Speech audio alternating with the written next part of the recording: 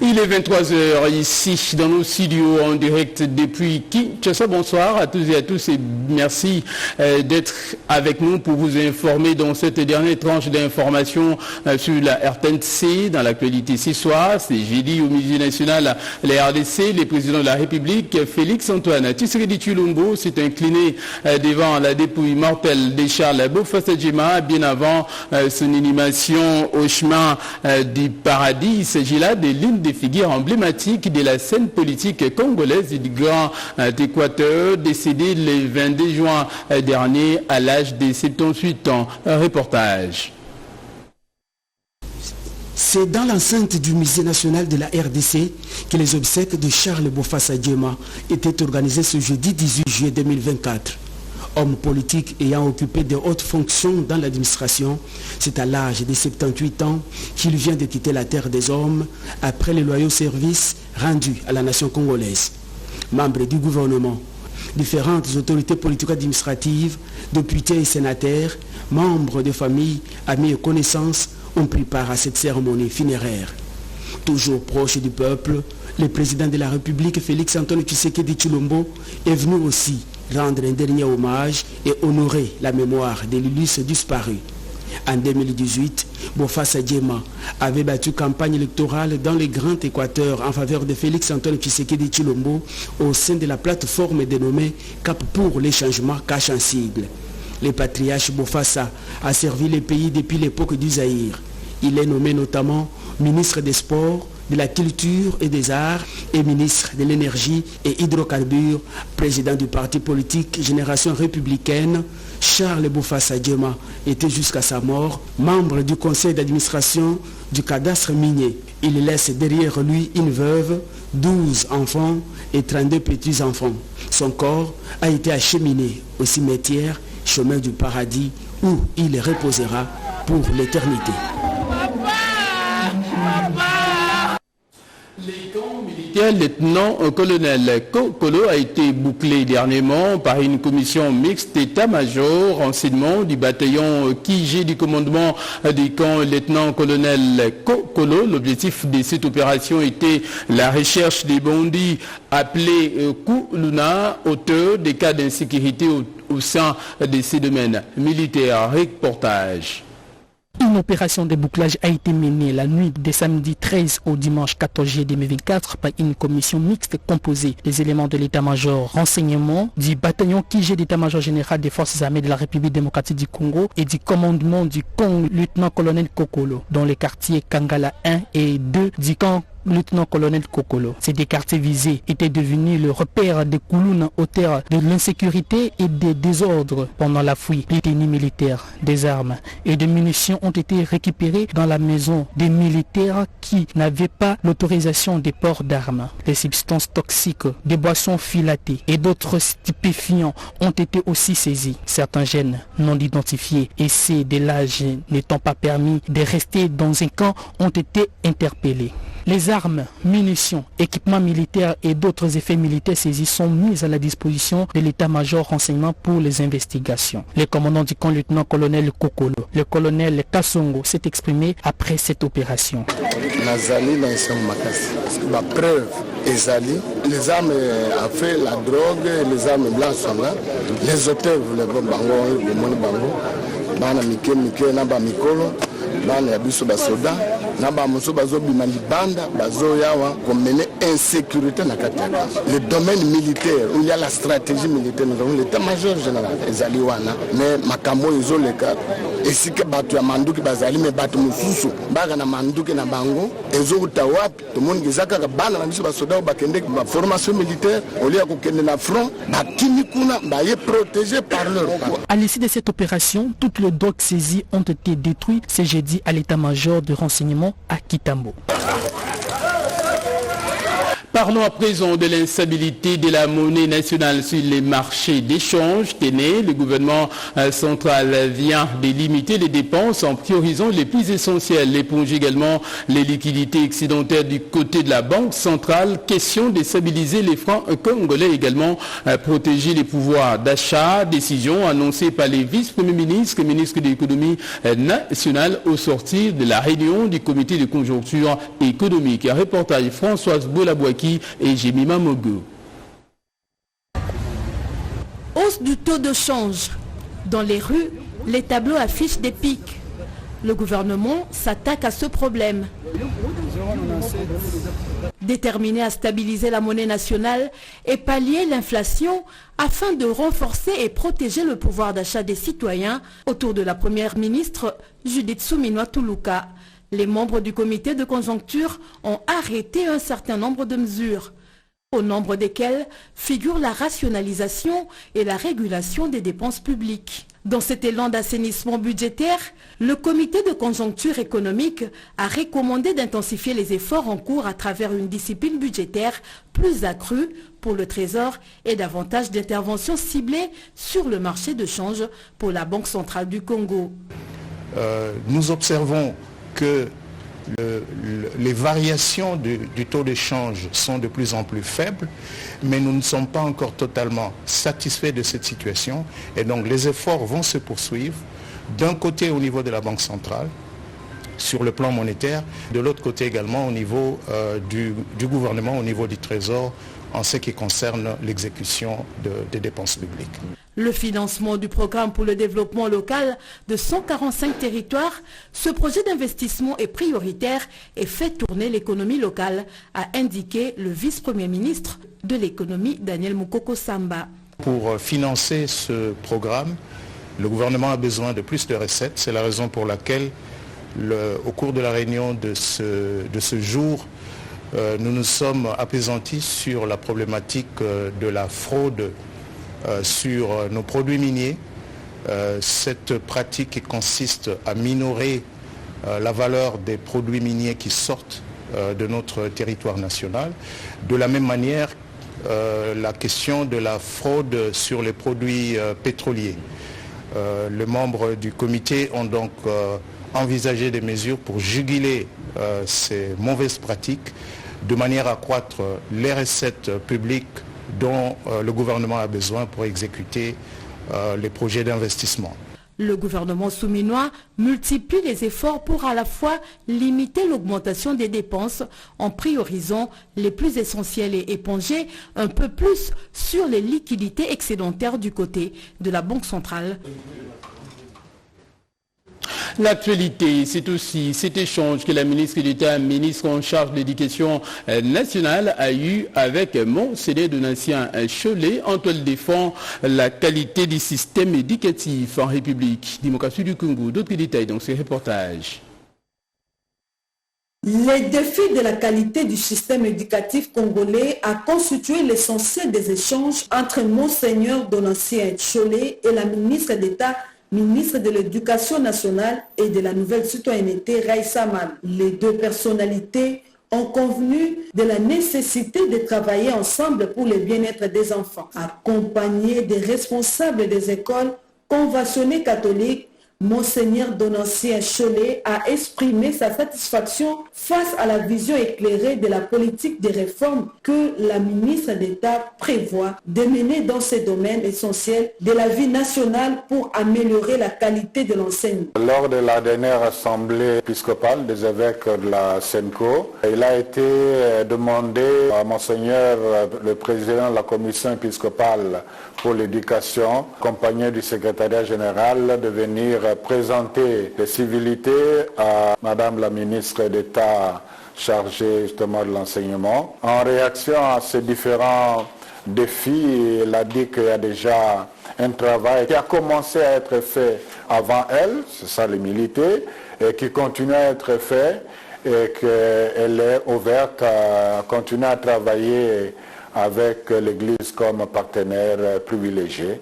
Il a aussi recommandé de faire un effort pour augmenter le taux de participation des femmes dans le système éducatif, notamment en recrutant un peu plus de femmes qu'avant. Cette réunion est également une occasion propice d'aborder la numérisation de la paie des enseignants des écoles conventionnées catholiques.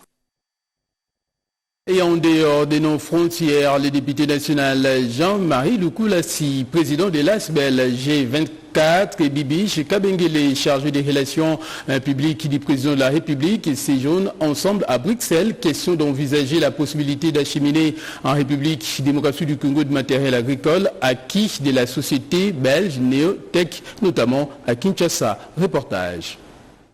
Le ministre d'État à l'Agriculture et Sécurité Alimentaire, ingénieur Grégoire Mouchaïl Moutombe, veut faire de la transformation agricole locale un vecteur d'emploi en RDC et de la création des richesses.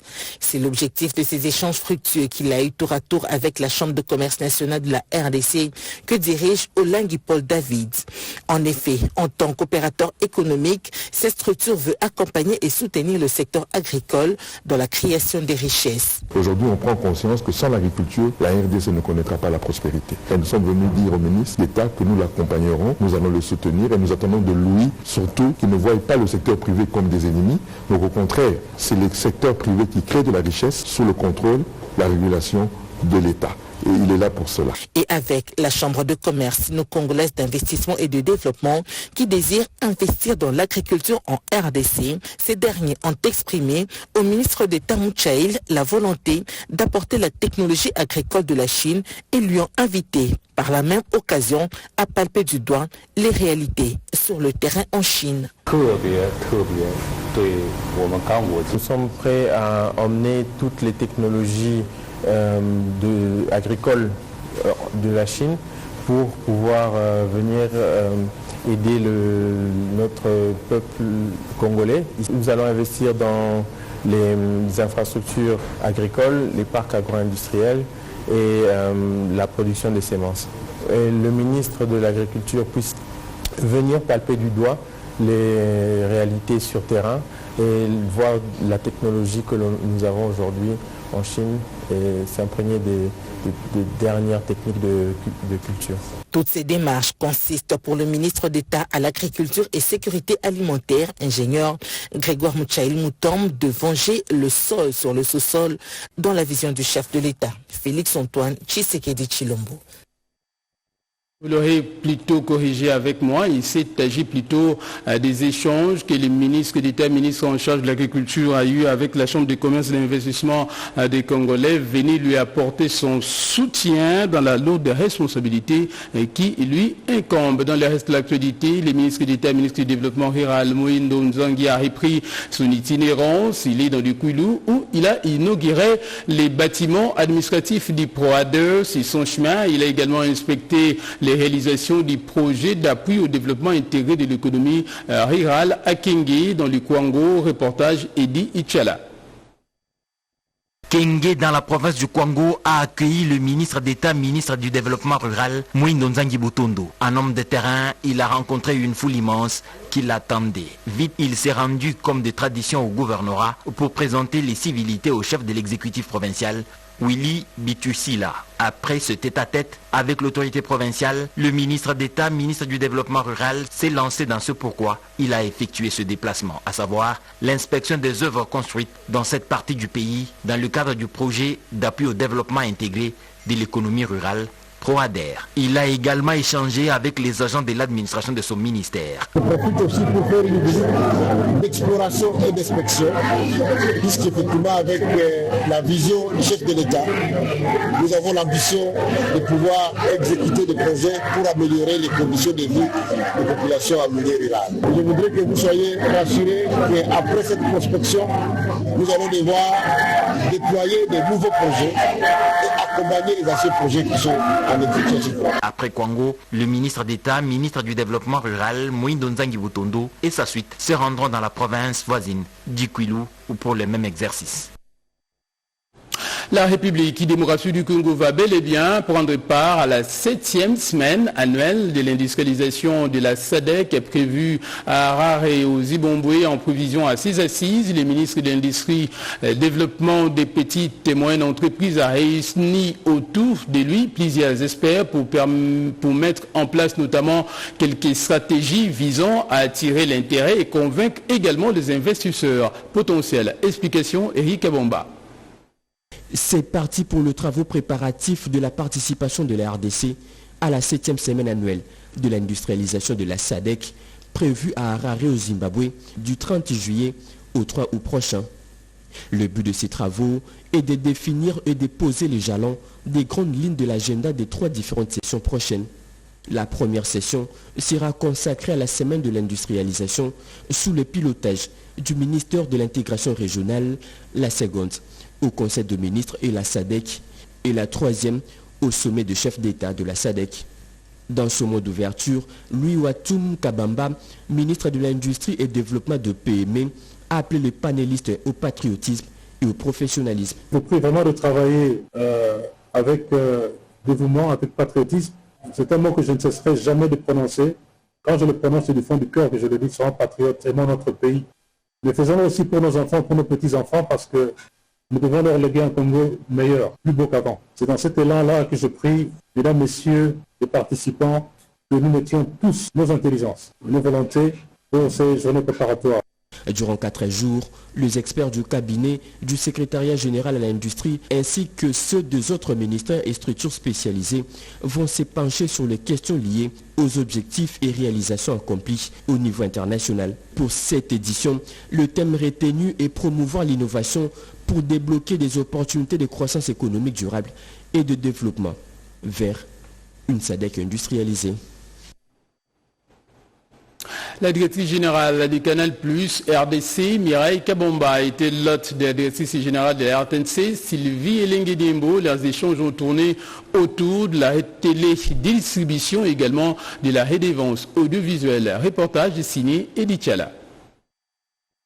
Il ne devrait subsister aucun malentendu entre partenaires. La radio-télévision nationale congolaise RTNC et Canal+, le sont. Le dialogue permanent est une véritable anticipation dans ses efforts de mobiliser davantage de redevances et avoir plus de clarté dans le contrat de télédistribution. Sylvie Elengue-Diembo, directrice générale de la RTNC, a échangé avec la directrice de Canal+ RDC, Mireille Kabamba. On est venu voir Madame la directrice générale de la RTNC parce qu'on avait quelques sujets à discuter dans le cadre de notre partenariat.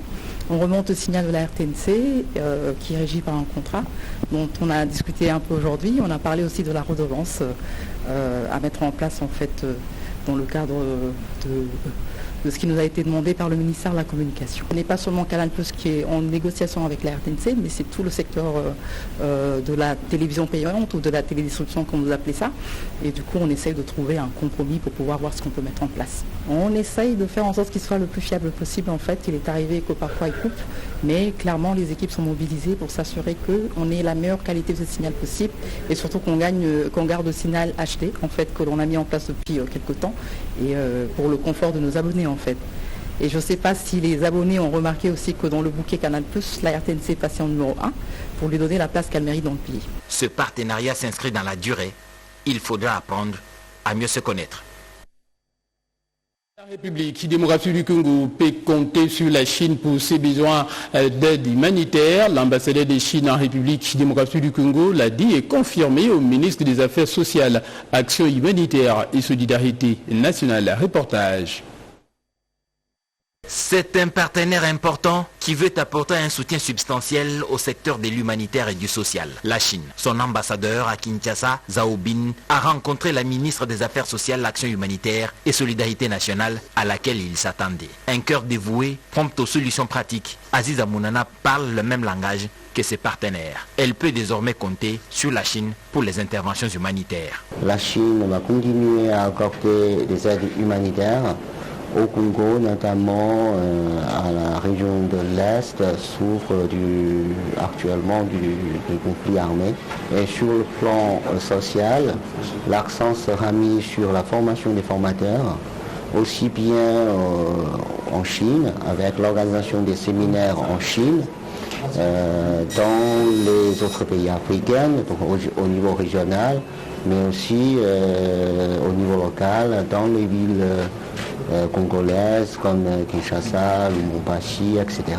Son carnet d'adresses est un atout et son expérience un bras en plus. La ministre des Affaires sociales, l'Action humanitaire et Solidarité nationale est engagée à apporter une véritable touche sociale à sa gestion.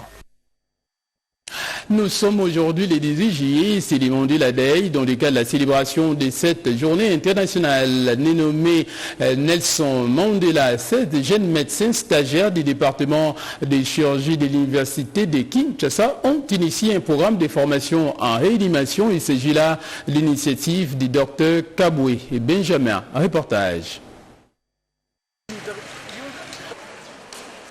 Le 18 juillet 2024, à l'occasion de la journée internationale, Nelson Mandela, l'université de Kinshasa, a organisé la 5e édition de Mandela Day avec une initiative remarquable menée par les docteurs Kaboué Benjamin, anesthésiste et réanimateur. Dans le cadre du programme Papa Wimba Médical, 16 jeunes médecins stagiaires du département de chirurgie ont été formés pour devenir formateurs en réanimation. Répartis en 2 groupes, ils ont enseigné le technique de l'ABC de la réanimation à d'autres stagiaires des divers départements.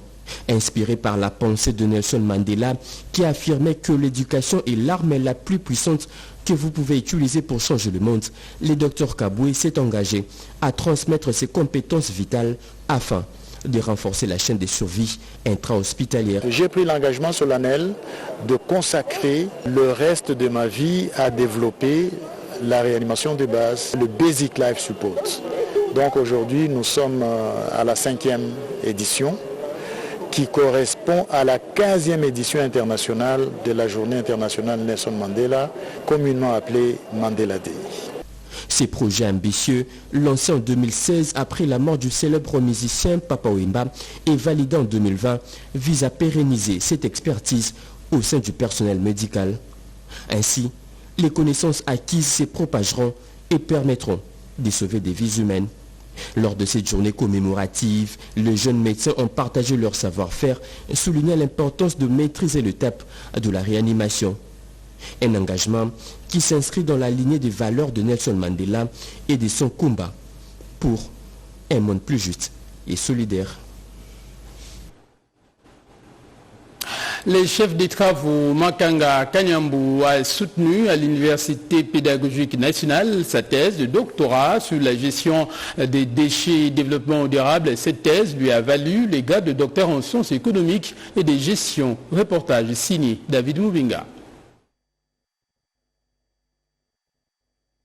La gestion de déchets ménagers dans un contexte de développement durable, c'est un sujet d'actualité tant sur le plan mondial que pour la ville de Kinshasa qui présente un problème très sérieux d'insalubrité. Pour relever ce défi qui menace l'environnement, la thèse présentée et soutenue par le chef des travaux Deka Makanga Kanyambu à la faculté des sciences économiques et de gestion de l'Université pédagogique nationale UPEN ce mercredi 17 juillet 2024 a le mérite de mettre à la disposition des décideurs politiques et tous ceux qui sont impliqués dans cette gestion des pistes de solutions en cette matière.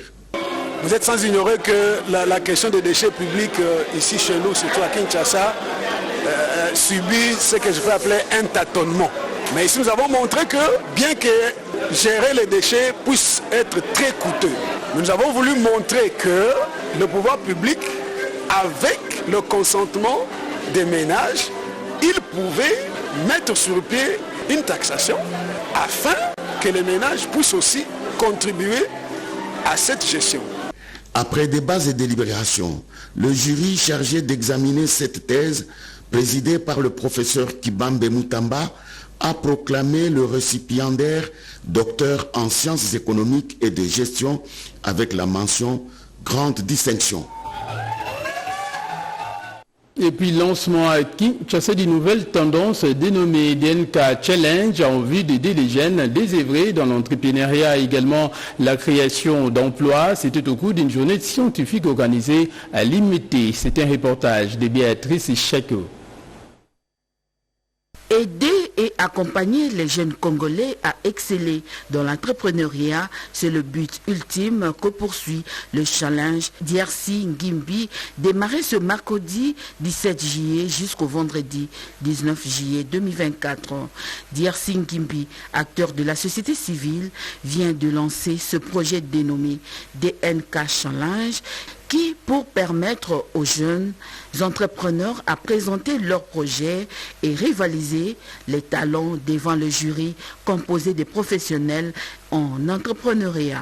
Ce jury va sélectionner les meilleurs par ce casting. Chaque candidat tient à montrer ses prouesses pour attirer l'attention du jury en décrivant leur projet. Il remercie le promoteur du projet pour cette opportunité leur offerte. Déjà merci à M. DRC, c'est une très belle initiative déjà, surtout pour nous les jeunes. Il vient donner un coup de pouce à nous les jeunes entrepreneurs, on vient à peine de commencer. J'ai tenu à remercier le président DRC Ngimbi qui est là d'avoir eu cette initiative parce qu'il n'est pas donné à tout le monde d'avoir ces idées que lui il a actuellement. Mais là, il met une structure qui nous permet de nous exprimer, de présenter ce que nous avons dans l'esprit et en tête. Mon projet, c'est la pisciculture. Créer un étang de poissons en quantité industrielle qui fournirait des poissons à moindre coût aux populations congolaises. DNK Challenge alloue une enveloppe conséquente de 20 millions de francs congolais aux plus méritants. La commissaire générale en charge du plan de la province d'éducation orientale a ouvert les travaux d'élaboration de plans locaux de développement des entités territoriales décentralisées ciblées par le projet encore avec l'appui de la Banque mondiale dans cette partie du territoire national. Reportage.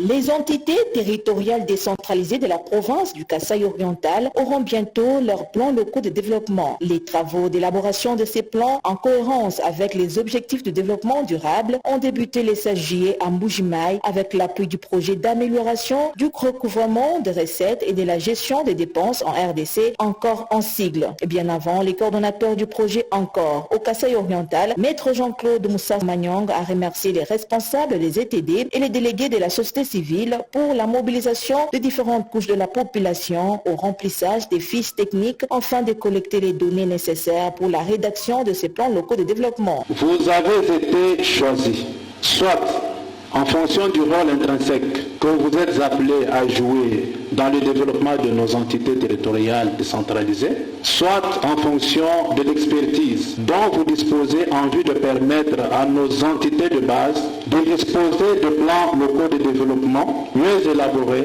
à l'issue de ces travaux. La commissaire provinciale en charge du plan, Rose Bambila, qui a ouvert ces travaux, a réitéré l'engagement du gouvernement provincial de prôner la transparence et la redevabilité dans les cadres du budget participatif. À ce qui concerne le gouvernement provincial, l'engagement d'agir pour renforcer la participation, la transparence et la redevabilité ne fait l'ombre d'aucun doute, car sans la participation, la redevabilité et la transparence, il y aura peu de réponses aux demandes citoyennes. Ces travaux, facilités par les experts venus de Kinshasa, iront jusqu'au 24 juillet 2024.